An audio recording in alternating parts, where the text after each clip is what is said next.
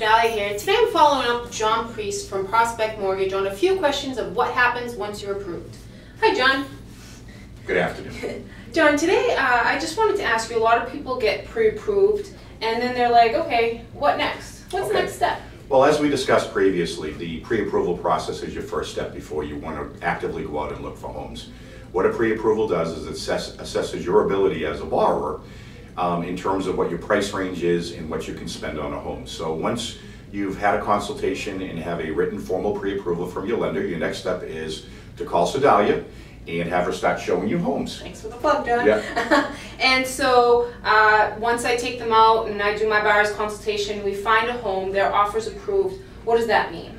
Okay, at that point in time when you have a signed offer, which in the state of Massachusetts that's considered a binding contract, you can move forward with your formal loan application. And at that point in time, you'll schedule an appointment to meet with your lender, hopefully me, and we will take your formal loan application.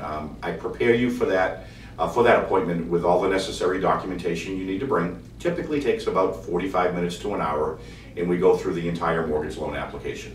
And when you say applying for the mortgage, how long does it actually take for an approval? And what's the difference between a pre-approval and an approval? At this point, you've entered into your formal loan application, you've been pre-approved previously. We've essentially done everything that needs to be done with a transaction. However, the final piece of the puzzle, which is the property or the collateral, needs to be assessed. So we take that pre-approval one step further and we actually formalize a lending approval for that specific property that you're purchasing.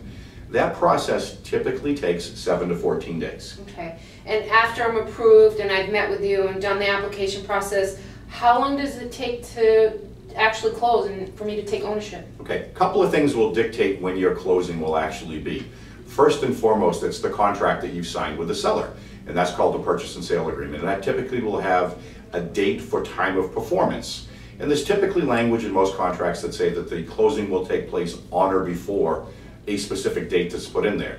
So what that means is you could typically close on or before that. However, once the lender has approved your mortgage, there's still a couple of things that typically need to be collected before we can do what's called clearing your loan to close, and those are called prior to closing conditions.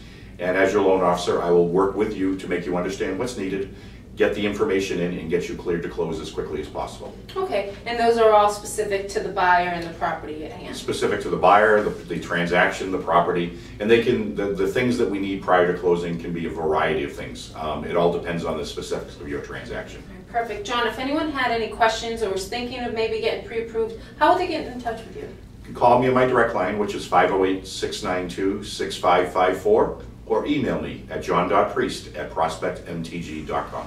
Well, thank you, everyone. If you have any additional comments, concerns, or questions, feel free to reach out to John, or you can email me as well at Cidalia, that's Cidalia @kw.com. Make it a